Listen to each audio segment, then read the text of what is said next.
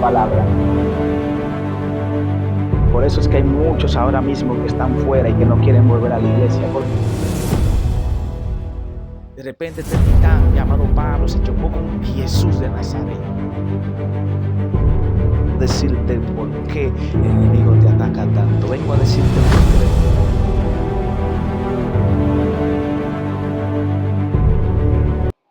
Dios te bendiga, Dios te guarde. Te habla tu hermano y amigo Víctor Mateo en este tu canal, Un Discípulo. Le damos primeramente gracias a Dios por la oportunidad que nos permite de estar otro día más grabando este contenido para su gloria y para su honra. Trayendo palabra de vida, palabra de salvación, palabra verdadera. Dios añada bendición a cada persona que está ahí, que escucha los mensajes, que le da like, que comparte. Dios te bendiga de manera en especial. Esperamos que siga compartiendo el contenido y sigas viendo la palabra de Dios. Quiero compartir hoy una palabra muy importante, muy especial, muy interesante. Es la palabra de Dios. Pero quiero venir con un tema que trae un poco polémicas y que trae un poco de conflicto de los evangélicos del siglo XXI. Amén. Quiero leer una porción de la palabra en el libro de Efesios, su capítulo 4, verso 17. Hoy vengo como en forma de estudio. Amén. Así que prepárate, analiza, piensa y presta atención a lo que vamos a hablar. Quiero leer la palabra de Dios en el libro de Efesios capítulo 4, verso 17, en el nombre del Padre, y del Hijo, y del Espíritu Santo. Amén. Esto pues digo y requiero en el Señor, que ya no andéis como los otros gentiles que andan en la vanidad de su mente, teniendo el entendimiento entenebrecido, ajenos de la verdad de Dios, de la vida de Dios, por la ignorancia que en ellos hay, por la dureza de su corazón, los cuales después que perdieron toda sensibilidad, se entregaron a la lascivia para cometer con avidez toda clase de impureza. Mas vosotros no habéis aprendido así a Cristo. Si en verdad le habéis oído y habéis sido por él enseñado, conforme a la verdad que está en Jesús, en cuanto a la pasada manera de vivir, despojaos del viejo hombre que está viciado conforme a los deseos engañosos. Renovaos en el espíritu de vuestra mente y vestido del nuevo hombre, creado según Dios en justicia, santidad de la verdad. Gracias a Dios por su palabra. Yo tengo la bendición de manera especial. Y a Dios bendiciendo a cada oído que la va a escuchar y a mí que la voy a hablar. Amén. En esta hora quiero venir con un tema que causa mucha polémica en las redes sociales. Es un tema un tanto complicado a la hora de hablar, porque muchas veces al hablarlo trae conflicto, trae dificultades y trae pleito. Amén. Hoy quiero hablar sobre el conocimiento de la palabra de Dios, sobre el conocimiento de Dios, sobre el conocimiento que da Dios. Alabado sea el nombre del Señor. Y quiero entrar en materia inmediatamente porque los mensajes que doy en estos días son un poquito cortos. Lo que yo te quiero es dejar una palabra concisa y precisa, alabado sea el nombre del Señor. Hablando Pablo dice, hablándole a los efesios en esta carta, Pablo es una persona que especifica y habla las cosas bien claras. A la hora de Pablo corregir a una gente, lo corregía porque veía el mal que había en la persona, no tratando de matarlo, sino tratando de que la persona reconozca que está mal y accione a cambiar el modo de vida que lleva. Pablo, como un discípulo del Dios amado, que aunque no fue uno de los 12 discípulos, pero sí tuvo un encuentro con Jesús mientras iba camino a Damasco, y Dios le permitió la oportunidad de predicar su evangelio. Pablo entendió y conoció la verdad a través de Jesús y quiso cumplir el mandato conforme a como Dios lo estableció. Hablando del conocimiento de la palabra de Dios, hay que entender lo siguiente. Pablo, a la hora de hablar, a la hora de dar a conocer un punto, a la hora de corregir a una persona, Pablo primeramente meditaba en Dios, o oraba a Dios. Cuando oraba a Dios, entonces Pablo ya sabía la revelación que Dios le había dado, y entonces Pablo podía escribirle a las demás personas y decirle la corrección que Dios le había mandado. Porque entendamos que en diferentes iglesias a las que Pablo se escribió, tanto de Romanos como Filipenses, como los tesalonicenses y los efesios, cada uno tenía un modo de vida diferente, cada uno tenía una movilidad diferente. Entonces, al nombre del Señor. Debido a estas cosas, Pablo tenía que escribirle a manera de corrección.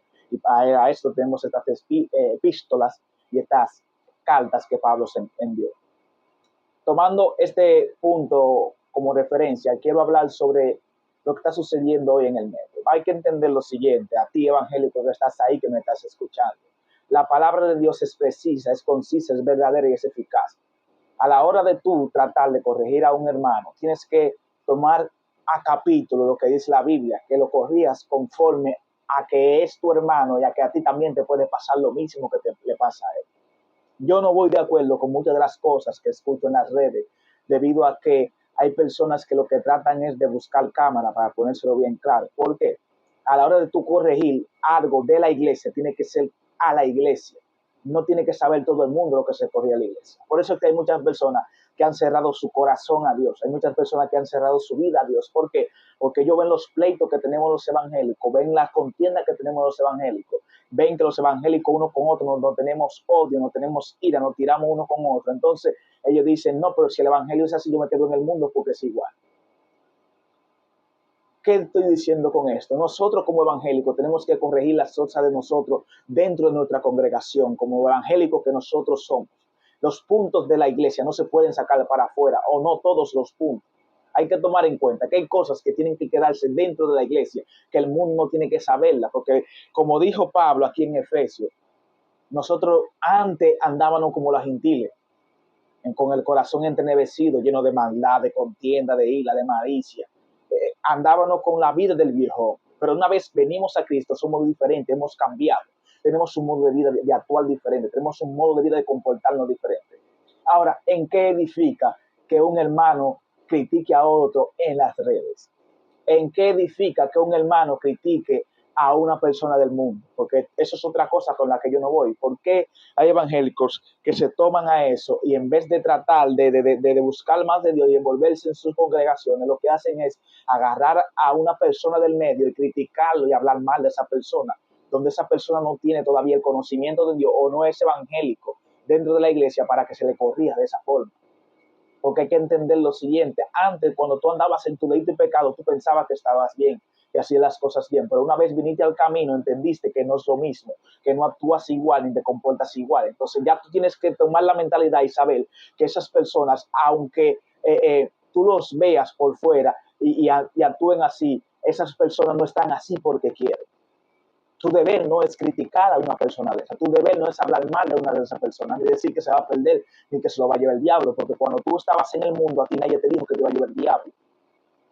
No sé si me estoy entendiendo en esta hora. Lo que yo te estoy explicando mayormente es que tú tienes que ser claro, pero en las cosas de Dios, dentro de Dios. Todo lo de Dios se hace en un orden. Entonces, la Biblia incluso habla en Corintios sobre hablar en lengua, que dice que se haga decentemente y en orden. Porque el evangelio tiene un orden. A la hora de tú hablar del evangelio, tiene que ser un orden. Ok, podemos usar las redes para predicarle a los otros hermanos que están lejos, que están en otros países, sí, pero no tocar temas que sean complicados a la hora de una persona escucharlo. Yo en las redes últimamente se escucha mucho, incluso a los mismos no cristianos, criticando a los cristianos, que fulano se tira con fulano, que fulano critica a fulano, que fulano le tiene odio a fulano, que fulano no quiere saber de fulano. Y eso no está bien. Nosotros como pueblo de Dios, como gente de Dios que somos, tenemos que ser diferentes. Porque la Biblia misma dice que nada tiene que ver la luz con las tinieblas. Me invitan a un programa a hablar de Dios. Ok, hablo de Dios conforme a la verdad de Dios. Instruyo a las personas de Dios, pero no voy a criticar, no me voy a sentar a criticar a nadie, porque mi vida no está para yo criticar a nadie, mi vida está para yo restaurar. Cristo no vino a criticar al pueblo. Cristo vino a corregir lo que estaba mal y a implantar su evangelio. No, porque Cristo en una ocasión entró al templo y le dio golpe a todo el mundo y lo sacó para afuera, pero Cristo ya estaba cansado de lo que veía. Él veía como en el templo se tomaba el libertinaje, en el templo. A la hora de tú hablar de Cristo, tienes que entender que Cristo no vino primeramente a gentiles. Cristo vino a gente que sabían la palabra de Dios. ¿Qué te estoy diciendo con esto? Cristo vino a gente que estaban en el redil y se desviaron. Cristo no vino a gente que no sabían ni le conocían. Porque hay que entender lo siguiente. Hay muchas personas en el medio que no conocen a Dios, no saben de Dios. Algunos quizá hayan tenido experiencia, pero no todos. Entonces tú no puedes venirme a mí a criticarme a una persona que no está dentro del redil. Y si lo vas a criticar dentro del redil, corrígelo aparte. La Biblia dice que si tú ves alguna falta en tu hermano, que lo jales aparte. Si no quiere escucharte, que llames 2 hermanos más y lo llames, sino que lo digas en la iglesia, no al mundo, no a los gentiles, no a la gente de afuera, porque los temas de Dios se tratan en la iglesia de Dios. Los temas perfectos de Dios se tratan en el pueblo de Dios. Es por eso que tú nunca vas a ver a un católico criticando a un católico. Tú nunca vas a ver a un testigo de Jehová criticando a un testigo de Jehová. Tú nunca vas a ver a un mormón criticando a un mormón. ¿Por qué? Porque ellos tienen su propia doctrina, tienen su propia forma de vivir, la que le implementan y la que le dicen que los hermanos se aman entre sí. Mira lo que dice la Biblia en Efesios capítulo 4, verso 31. Quítese de vosotros toda amargura, enojo, ira, gritería, maldicencia y toda malicia. Antes ser benignos unos con otros, misericordioso, perdonando unos a otros, como Dios también os perdonó a vosotros en Cristo. ¿Qué te está diciendo la palabra aquí?